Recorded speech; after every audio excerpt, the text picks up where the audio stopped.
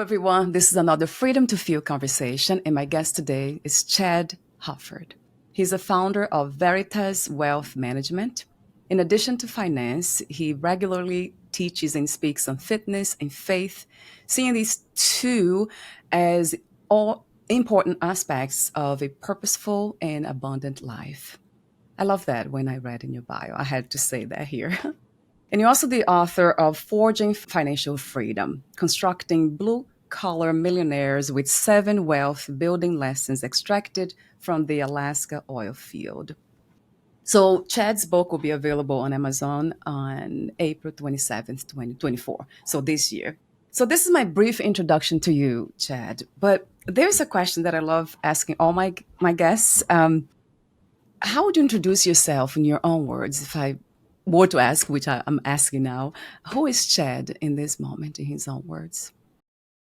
I'm a husband. I'm a father of 6. I'm a child of God. And I think with that last one in particular, I believe I have an obligation as well as a great privilege to take the blessings that I've been given and to make an impact on the lives of those around me, to help people pursue a life of more freedom and abundance and encourage them on that journey. And so I look at myself as a guide, as a coach, and it's a tremendous honor to be included in the lives of others as they pursue their lives and or their dreams and their goals for their life. Yeah. How did you uncover this gift in you to do what you do? So I think I've always had it inside of me a little bit, Larry. Yeah. I grew up in sports and was very competitive. And this idea of being coached was something that I was very Yeah. familiar with, where a coach would try to find what was already inside of me Mm. that was necessary to get me to where I wanted to be and to draw that out, which usually required sacrifice, it required discipline, it required doing hard things. And I noticed I had a real draw towards that and wanting to help people experience freedom in their life and pursue the things that they might not otherwise be able to pursue. Right. My initial interest was actually in medicine. My degree's in biochemistry. I thought I was going to be a surgeon. And my idea with pursuing freedom for somebody's life was being able to help them overcome their pain, an injury, whatever that might be, and giving them freedom in that area. But uh, I realized that the way I'd been raised with a great financial foundation, money was something that was talked about openly in my household. A lot of times money is only brought up when it's stressful, when it's a painful Yeah. conversation, when it's True. an Yeah. angry conversation. It was a very healthy thing in my house. And I realized I had been given so many coaching principles that I was very well suited to coach people and help them get more freedom and confidence from a financial standpoint. And I saw growing up that when you can help somebody create more independence financially and take away some of their fears and anxiety around finance, that their life frees up in so many other areas. So it's something I came across very slowly. And I made the decision ultimately kind of selfishly because I realized that this business was something that I could still maintain with a lot of work-life balance. Whereas a surgeon, that would have been much more difficult. It would have been, not that people can't do it, but to be an excellent father and husband and be an excellent surgeon, very, very difficult, especially in the early years. Not to say this journey wasn't easy, but it allowed me more autonomy and control over my time. So I think I originally picked this, to be honest, for my family. And Mm. I've learned to be much more passionate about it. And it's really become part of my soul and part of my calling. That makes me think about spirituality and the ideas I have what spirituality is. But talk to me for a moment about that too, Chad, if you don't mind. The idea of faith and God. Um, I see for some people, they don't mix those two ideas together. They don't. They feel uncomfortable. Was my case too. I cannot be spiritual and at the same time pursue financial freedom or be attached to money in any way. So I would love for you to, yeah, because you come from a beautiful place to inspire not just me but those who listen to this. how do we learn to be more like you in a sense, have this balance?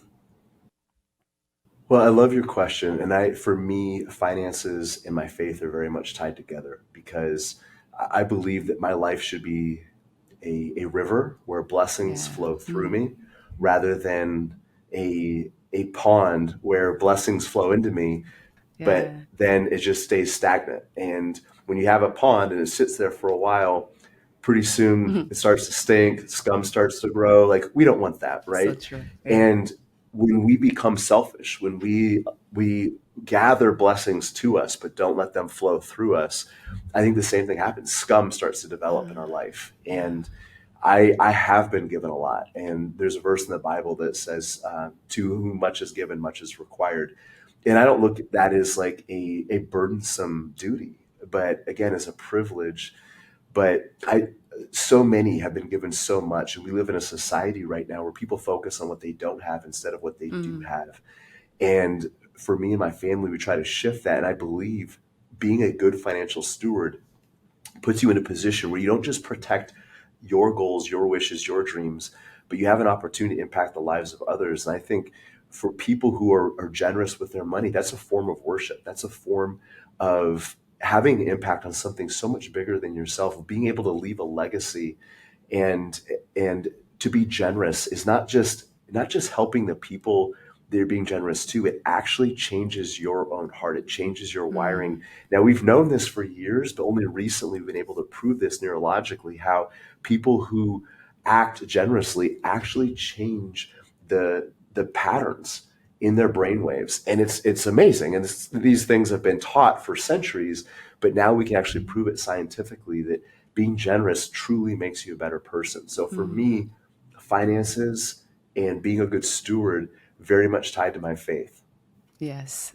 Yes, I love that scientific perspectives too, because a lot of times we tend to use just one side of life, per se, a part of life. We don't, some of us are kind of afraid of embracing all of life.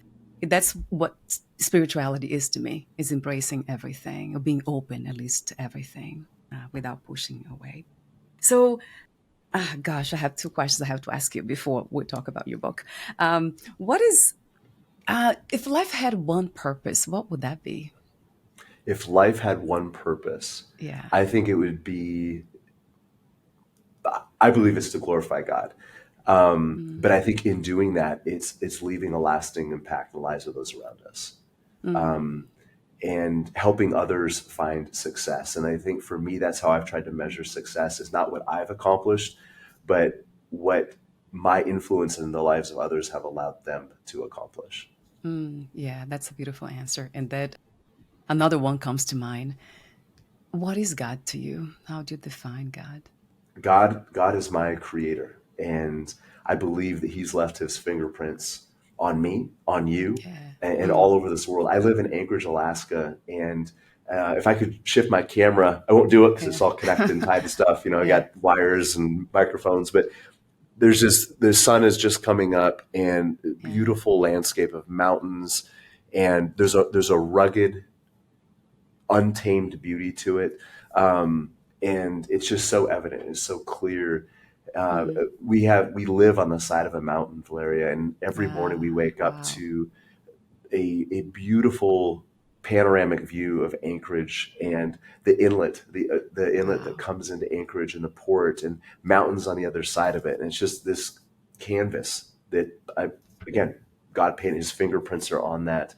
And I Mm. believe that we were created in His image. And I think, there's His character and His creativity. There's pieces of that inside of each one of us. And I think every day is a gift from God, and how we live those days, how we live our life, that's the gift that we give back to Him. Mm. Yes. Wow. That's beautiful to hear. The way you explain what God is. Of course, we all use different words.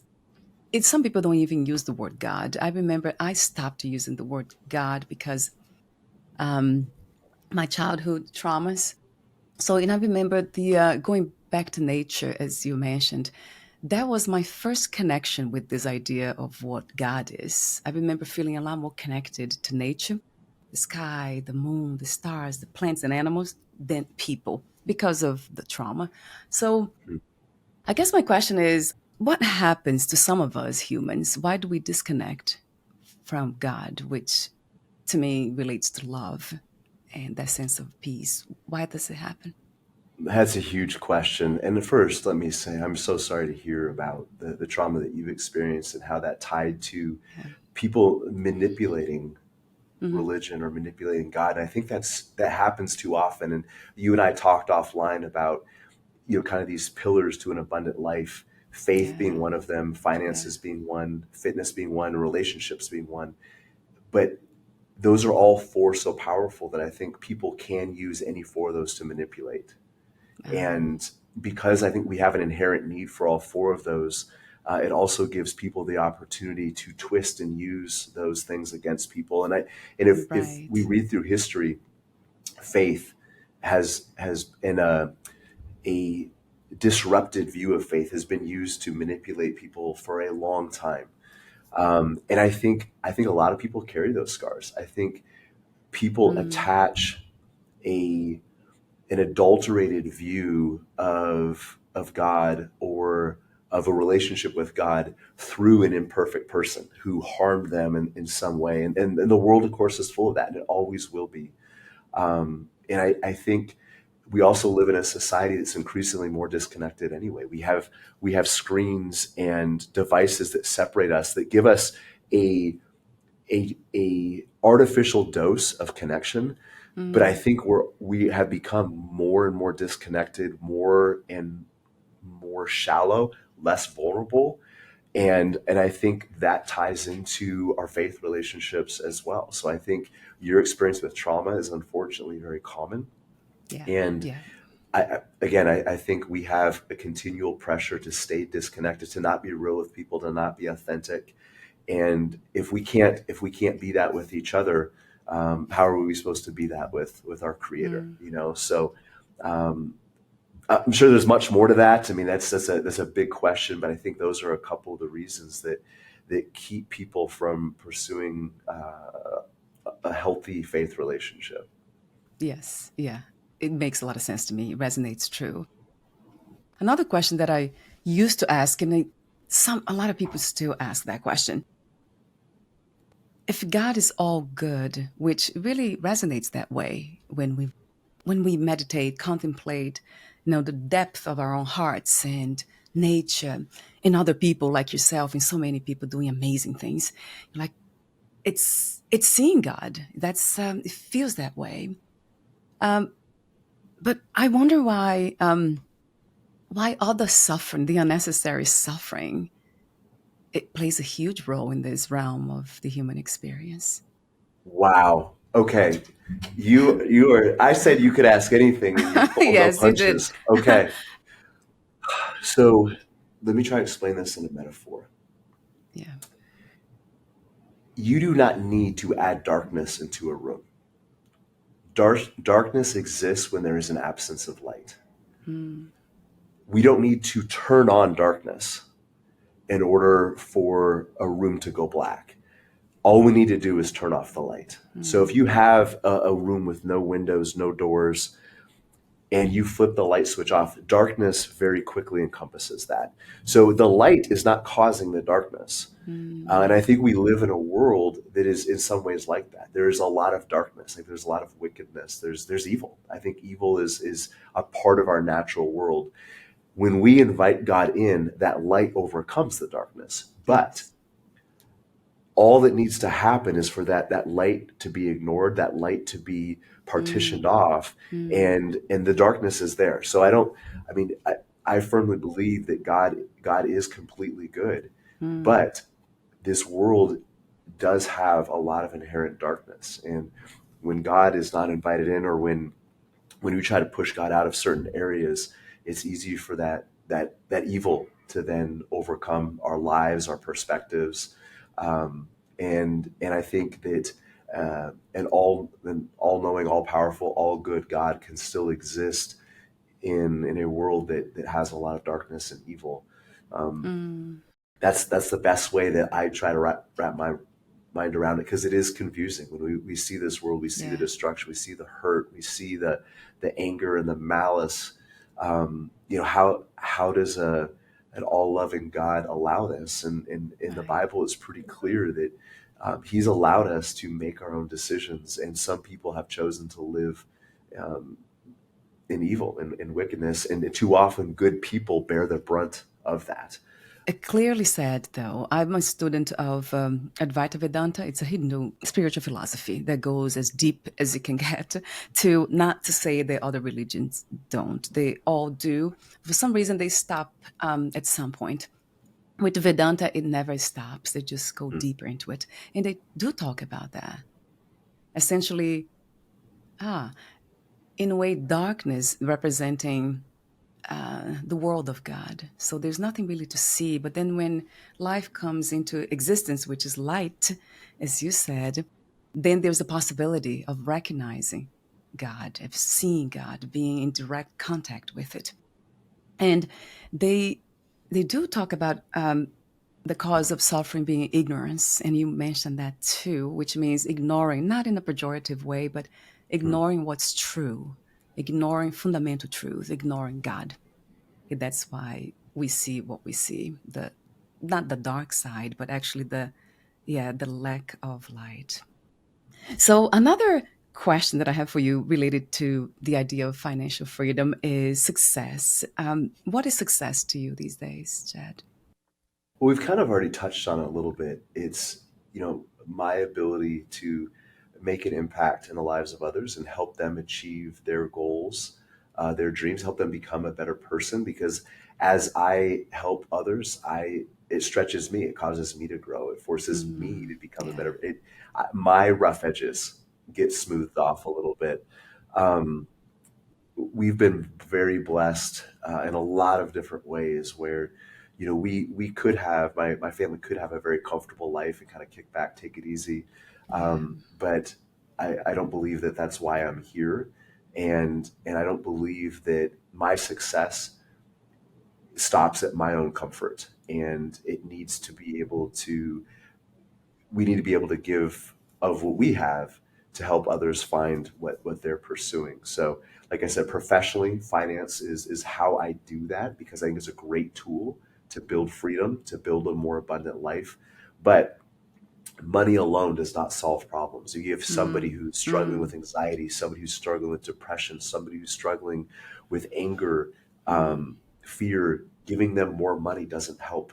In fact, it can make that problem worse. So a lot of what we work on is, I used to think my job was to make sure people didn't run out of money in retirement, and now I've realized is to make sure people don't run out of purpose as well. Yeah. So helping people pursue meaningful purpose uh, and find their own success, and that's a big part of it too. Sorry, this is getting a little long winded, but a lot of people don't know what success looks like for them. They don't know what's important. So what we end up doing is we chase other people's versions of that. And we spend our money, we spend our time, we spend our effort pursuing what I think might be meaningful to you or might impress you, but it doesn't Yeah. really fill me up. It doesn't really fill my heart. And so I'm trying to help people reverse that and identify what is deeply impactful to them as an individual. Yes. How beautiful. I love that. I absolutely love that. And I wonder, how did this begin? The misconception of success that so many people have. Do you have any idea how did we get stuck with this idea of success being money only? Money is a great scorecard. It's a good score. It's easy to measure. Fulfillment, meaning, Mm, purpose, mm, those are hard to measure. So it's easier to measure money, and wealth has always been a yardstick. Now, centuries ago, millennia ago, it wasn't measured in dollars and cents, but maybe in livestock or in yeah. gold or in land. And in some places, it very much still is. But wealth has always been a measuring stick. And if we don't know what our meaning comes from, I think money becomes a really easy thing to grab a hold of. Like, okay, if I don't know how to measure success in my life, money is an easy substitute. Right. It's a Right. convenient substitute. And and I think today with social media and things like that, it's even easier to compare ourselves to others from a material standpoint, but even harder to compare ourselves to others from a meaning and impact standpoint. Because Mm, again, if we don't have that vulnerability, I think we lack a self awareness. So we often substitute an easier equation, which is how does their life on the surface compare to my life? And the problem is yeah. we compare our deep dark moments to somebody else putting their best foot forward. And there's Mm, a saying that says yeah. comparison is the thief of joy. I think it's very much true because we we end up comparing our average to somebody else's best, and it disrupts our contentment, and it also, I think, alters what is even important. There's people who spend ridiculous amounts of money on a car and they don't even care about cars. Everybody at their office does. There's people who spend ridiculous amounts of money on a home that they're never in because they really just rather be traveling. But everybody that they know values a big house. So I think Ah, ah, backing up to what is truly valuable to us is very, very difficult. I think it always has been, but I think in today's comparison culture, it's even more challenging, maybe than ever before. wow. Yes, that's very much true. And I wonder if that's because to fulfill that basic need of belonging, we do kind of struggle balancing being authentic, being ourselves, and kind of joining other people's in their ideals. And so, do you have a suggestion for that? How do we learn to balance belonging and being true to ourselves? Okay. I think gratitude is a huge Yeah, step yeah. because gratitude makes you appreciate what you already have. It draws your attention to the things that are already in your life. So when we live in a society where people focus on what others have, gratitude takes your Mm, fixation on what you already possess yeah. and being more appreciative of that. Also, I think something that we lack that is super important is stillness. And this is something I struggle with Yeah, because I got to a point a few years ago, Valeria, where any quiet moment in my life I wanted to fill with something. And it wasn't yeah. what I was filling it with was good, high quality things. It was maybe listening to a podcast, maybe listening to a sermon, maybe listening to a book on tape, Yeah. listening to something instructional. I was consuming good information, but there was no stillness. I'd be shaving or folding clothes, and I was always having inputs coming in, and I didn't give myself time to listen to my own soul, Mm, to let God speak to me. Ed Milet said one time, I was at a conference he was at, and he said that uh, prayer should be a two-way conversation. You're not just talking at God, you're talking with him, which means sometimes you need to shut up and listen. And I yes. was like, I don't do a good job of that. I don't shut up and listen. So I think gratitude Yeah. and stillness. And I think they're very much attached to each other. And if we can be grateful for what we already possess in our life and the stillness to let that Mm, sink in and listen to what our heart really wants and listen to what God is saying to us, I think we can learn about ourselves and what will be deeply fulfilling and meaningful to us. yes. Yeah. Wow. That's beautifully said. Very clear, very beautiful. I love your wisdom. So let's talk about your book, Forging Financial Freedom. So we'll be on Amazon April 27th, just as a heads up here, because it's not there yet. So you shared, you sent it to me, the outline, which is the 7 wealth building lessons. I have them in front of me here. So the first one is dare to be different, truth over tradition. That just paused me like, yes, yes, yeah. Yes, I have been saying that to myself for so long. Yes. And I know probably some of these topics we have already talked about, but you talk about we are wired to survive, not thrive. That caught my attention. It stopped me to reflect. So true. Instead of me giving my the ideas I have about this, talk to me about what do you mean by that? Yeah, for those who don't understand. Well, just just on its face, in very simplistic terms, we are designed to survive through the day. And it wasn't very long ago where nobody worried about retirement. People didn't think Yeah. about sending their kids to college. People didn't save up for a second home. You weren't worried about what your investments were doing. You were worried about, if I climb up into this tree, is a tiger going to find me in the Yeah. middle of the night? And we were worried about, those mushrooms I ate earlier Mm. today, were those poisonous? Am I going to get sick? We were worried about surviving the moment. So what happened Mm. is Yeah.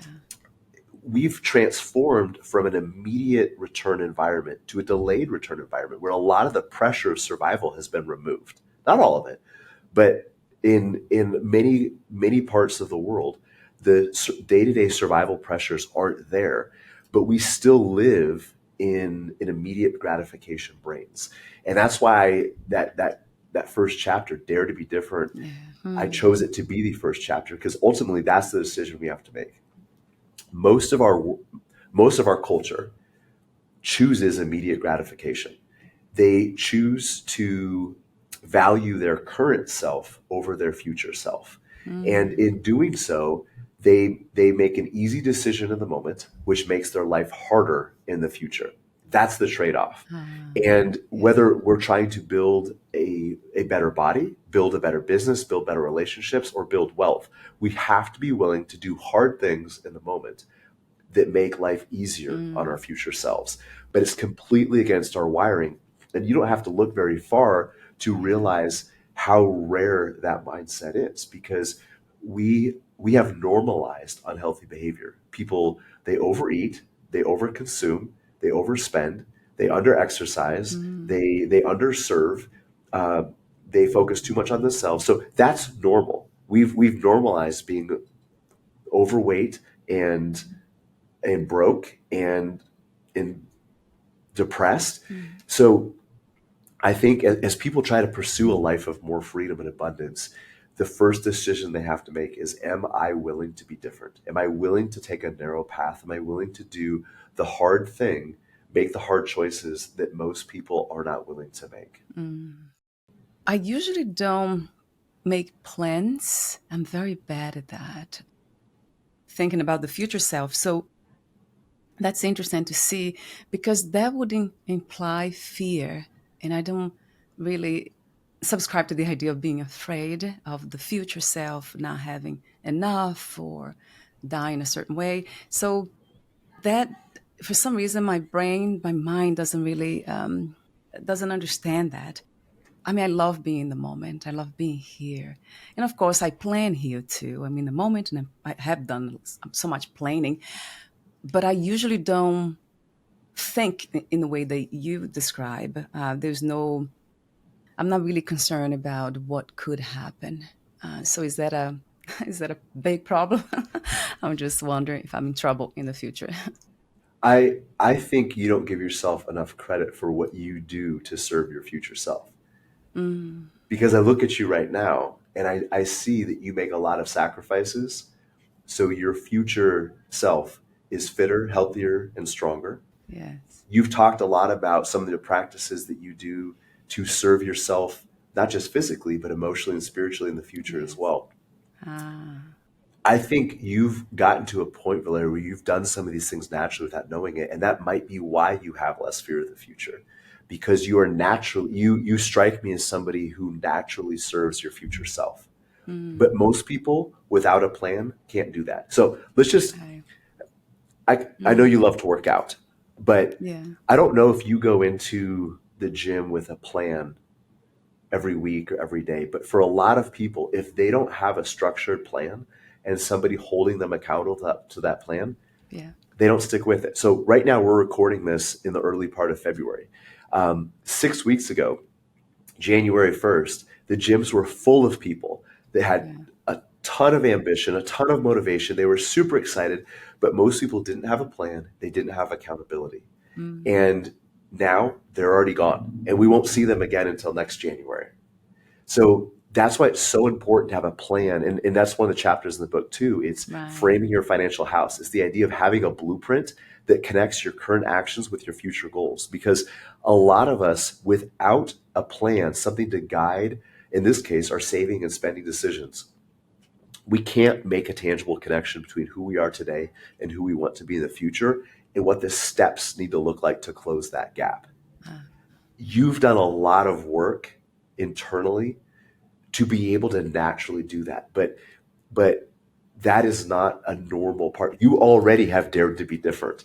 So mm, for the average person, and not just for average, for even people who have accomplished incredible things in life, there we usually have holes or gaps or areas where we need a higher amount of accountability and a more what's the word I'm looking for? A more formal plan. Now, here's the interesting thing that you already kind of touched on this.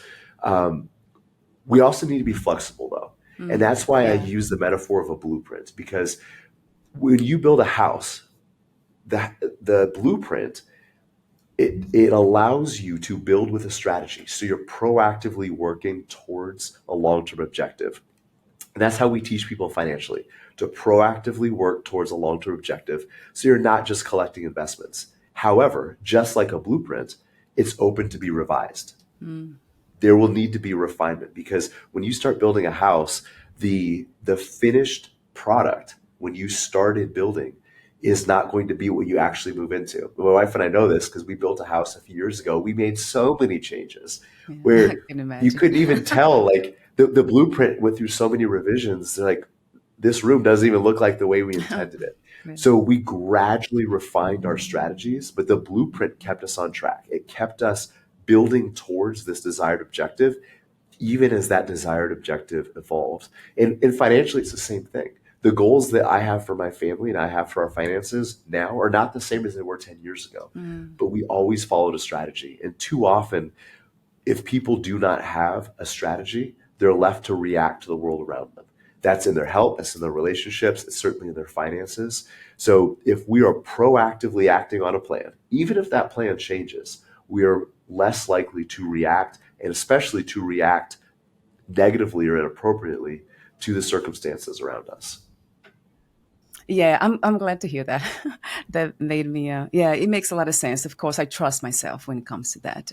What I'm doing now is not even trusting myself. Oh, yeah, body, mind, of course. But there's something else about trusting or surrendering to life itself, which you call God, and some of us do call the divine intelligence. There's something about that that frees a lot of the space to relax, to have fun, because I'm not in control of so much anyway.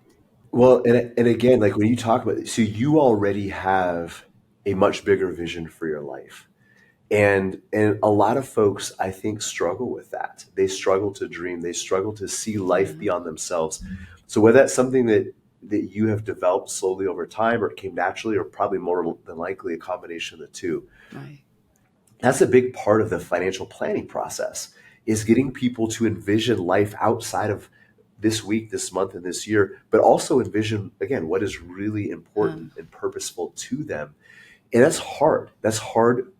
Some people, they're just living for the weekend, and uh, some people's version of retirement is just to be able to quit their job. And we tell people that's not big enough. right, If you want to right. quit your job right now, I mean, go quit your job. But that should not be the goal. It's about pursuing something greater. So you've already trained yourself to be wired that way. But just listening to you talk in other conversations and talking to you here, that has probably been years and years and years in Mm, development. And that is not normal. That is, I think it's healthy, but it's certainly not the average experience. So if more people did some of what you've done to be that way, they would have a better vision for the life. They would have a better relationship with their future self. mm. That's what we're trying to help people create. Besides the book, Chad, you also do coaching. Do you do one-on-one? I didn't see that on your website. My company, Veritas Wealth Management, we do one-on-one Yeah, coaching. I do some of it. I have an incredible team around me, yeah. but we have these principles that work. They simply, they're not super exciting, Yeah. but they're long-term tried and true principles that help people build sustainable wealth. But it's the accountability of applying them to somebody's actual goals, their real life, just like a workout routine. I mean, that's why people hire personal trainers. It's not Yeah. because people don't know how to put a routine together. There's tons of websites that will give you routine. You type in your goals, a few things about yourself.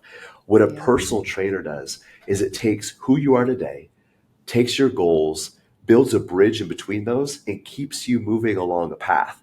But unfortunately, in the financial world, we try to give people better tools. As an industry, we give people better tools, Right. which is like giving somebody a faster treadmill and expecting them to get in better shape when they weren't walking on the treadmill they had before. Mm. Mm. So keeping people accountable to their goals is a big part of what we do. And that's the one-on-one coaching to help apply the plan that they have, the investment tools that they've acquired, getting those to work together to move them to the person they want to be. Without a one-on-one relationship, without that coaching, it doesn't usually happen because people drift off the path, they quit, they get distracted, Right. they sometimes give up. So the accountability is really important. Yeah, that's wonderful to know that you offer that too. So, okay, that's one thing. I love the way you talk about retirement. Yeah, retire to something, not retire from something. It made me think about retiring from life. A lot of us we see life as almost like as a disease to be overcome, to be cured. But there's no such a thing. Life is just life. There's something about that it's interesting to see how most people think. You're right. Yeah, this idea of trying to push away things or not engage with it. But Yes. there's one thing that I know for sure about this experience, that the more we engage with it, the more fun it becomes in a meaningful way. It's incredible. Even fear, instead of running away from fear, but just investigating why am I afraid of this? And just Hmm. going deeper into it. There's something about depth that really resonates with me. And it has been a practice. Just always go deeper. Don't stop anywhere. As if there is no destination in a way. I know your ideas might be different, Chad. No, I love what you said. And I think it's so because a lot of times people stop at fear. Yes. And we feel that courage means we don't feel fear. I told Mm, my son this just a few weeks ago. I was getting ready. It was one of the biggest speaking engagements I've ever had. I'd never been on a stage that big before, and I was 2 or 3 days away from that. And my son was struggling with staying in his bed. He's 5, and he was having some yeah. nightmares. Yeah. And he says, "Dad, I want to be brave, so I won't be afraid." Mm, And I told him, I said, "You can't be brave unless you are afraid." And courage is not the absence of fear. Courage yeah. is stepping forward in the face Uh, of fear. But too often we stop when fear sets in and we wait for fear to subside before we continue forward, which means we're stuck. And then we're waiting for something else to happen externally. And a lot of us are stuck in our lives because we've allowed fear to dictate what we're doing. mm, And what you're talking about is stepping forward despite the fear. And I love what you said about my own chapter, about this idea of purposeful pursuit, because I think a lot of people spend time, mm, most of their time in their life, fleeing pain, fleeing fear. yeah. But the problem is, once that pain is alleviated, they stop running. And we're trying to get people to pursue, where they're not fleeing the stress of their job, they're not fleeing their career, they're not fleeing Mm, yeah. the financial worries. I mean, those are things we want them to be able to get behind them. But the idea is not that they're running from something. The idea is that they're pursuing something greater. And it's a mindset shift. It might look the same from the outside, Yeah. but the idea of pursuing something is much more empowering than running away from something. And the analogy I'll give you is, if you watch a nature show, which my kids love, so we see them all the Yeah. time, Yeah. like a leopard chasing a gazelle or a cheetah chasing a gazelle, and they're both running like their lives depend. They're both running as hard as they can, Mm, mm, but I guarantee you only one is enjoying the process because one is fleeing fear and the other is pursuing something. And mm. they're both doing the same thing. They're running as fast as their hearts can carry them, but only one is enjoying it. Yes, I absolutely agree. It's not. it's having more courage. It's not really trying to get rid of fear. Yes, yes, it's really pursuing. How I love that. And I know in your book, I've not read your book, but do you have stories at the end of every chapter, Chad? It seems like you do. Almost every chapter actually starts with a story. It Oh, starts with it's an done. illustration. Some are more comical because I realize finances can be dry. We Yeah. try to make this relatable and memorable because uh, a whole bunch of financial principles is a really boring book, and it's hard to get people to apply something that doesn't engage with them, that doesn't connect with their emotions, and that they Mm, forget. So I didn't want this to yeah. be a textbook. I wanted to entertain and educate simultaneously. Yeah. That's really wonderful. Yeah. That resonates with me big time. I love anything that has to do with fun, meaningful fun. I always include the word meaningful Yes. fun. So let me go back. We're almost at the end, and I wanted to go. So there, you talk about stable isn't safe. So the idea of safety, that again, which very much it's connected to fear, isn't it? Pursuing safety all the time, trying to feel stable and safe and coming to one place and staying there. That really, it's not realistic. So talk to me for a moment about that. Is that the same idea or there's something different? Well, from an investing standpoint, we often look at my industry incorrectly labels stable investments as safe investments. And just as a real quick explanation of why that breaks down is because we live in a rising cost world and inflation has been all over the news the past couple of years. So taking a fixed income into a rising cost world Mm, is obviously a recipe for disaster. But here's the thing: humans do not tolerate ambiguity well. We've already talked about that a mm, little bit yeah. just in this conversation. The unknown is fearful, but the problem is what is comfortable and certain in the moment usually leads to more uncertainty and insecurity in the future. Mm, So staying on the couch and eating ice cream, there's more comfort, there's more stability than going out on a run. mm, I don't know. I mean, I could turn my ankle. It's going to be uncomfortable. It's going to be cold. mm, But one habit is going to build a better future. The other is going to harm my future. right. And it's okay to have ice cream every now and then. But the point being, what is comfortable in the moment usually leads to discomfort in the future. And when it comes to investing, that's very much the truth. That investing and planning for the future, we have to be willing to tolerate ambiguity. And the more certainty and stability we have in the moment, Yeah. typically, as a general rule, the more instability and insecurity we have in the future. So going back to what we talked about, Wow. this is the relationship with fear because we have as one of our core needs a desire for security, but we have to be able to balance that security in making sure that the decisions we make today don't add insecurity to the future, even if they make us comfortable in the present. Wow. That's a big one for all of us. The idea, I have heard, you probably have too, the idea of being comfortable with the uncomfortable.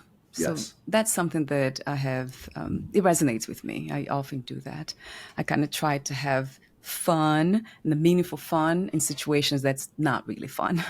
They're kind of serious, but there's something about that that just feels so much more in alignment with life itself. I guess I always go back to that. I usually say that I don't have a life. I am life because I want to resonate with, what the essence of life. And I don't want to be apart from it, try to fight it as if life is something else apart from me. Wow, there's so much.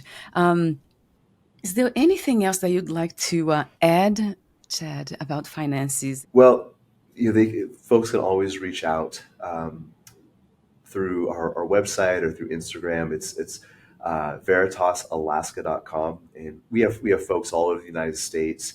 They Yeah. can pre-order the book at forgingfinancialfreedom.com. But we just kind of touched on some of the financial aspects. I love that we Yeah. talk more philosophical because finances are a tool to build a better life. They're not the Mm, goal. They're mm, they're a means to an end. And I love that we started with the building a better life first, and then kind of backed into finances because that's my perspective anyway. But people can absolutely reach out if they want more information. And I'd love to come back on and talk more. This is a wonderful conversation. Yeah, thank you. Thank you so much for being open. I really appreciate that. It's starting with the end in a way. So I wanted to ask you a ending question. So I'll have the website, which is you just mentioned, forgingfinancialfreedom.com/available dash now. I'll have that on the podcast profile. And the last question that I usually ask everyone, Chad, I'll ask you too.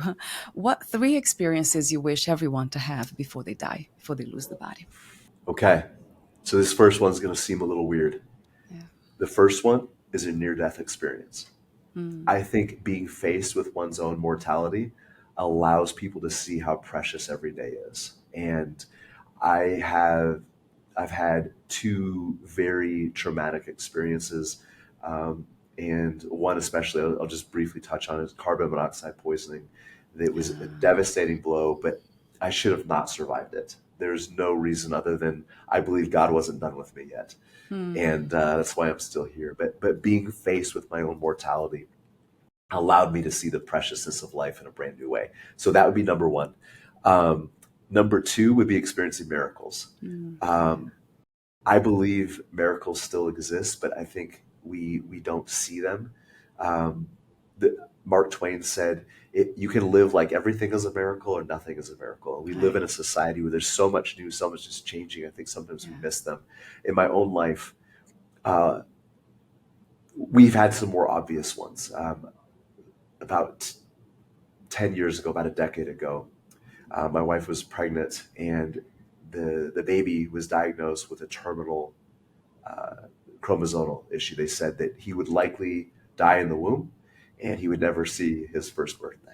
Uh, And later today, that boy is 10, oh my and God. he is Yeah. going to be presenting to his homeschool group Mm. about God's design for his life. Oh wow, that's So beautiful. for me, like, just to be able to experience that, and I've seen so many others. That's a very obvious one. There's smaller ones. So Mm. I think to experience a miracle. And the last would be to impact somebody's life in such a way that it changes their trajectory, but they have no way or no ability to pay you back. There's no way that you can get any direct benefit from that action where you Yeah. just bless somebody and maybe they don't even know it was you, but you get to watch that happen and there's no ulterior motive. I Mm. think all three of those are potentially life-changing experiences. Wow. Wow. Yeah. Yeah, you made me cry though. I got emotional. It's incredible. Now it makes sense, yeah, because you've been through, yeah, you know what it's like, what miracles are, you know what the presence of that universal intelligence called God, what that is. So that explains in a way. And not that I'm looking for explanation of, for what you do in what you are, not even who you are. But it's yeah, it was obvious to me before. Now I have the backstory.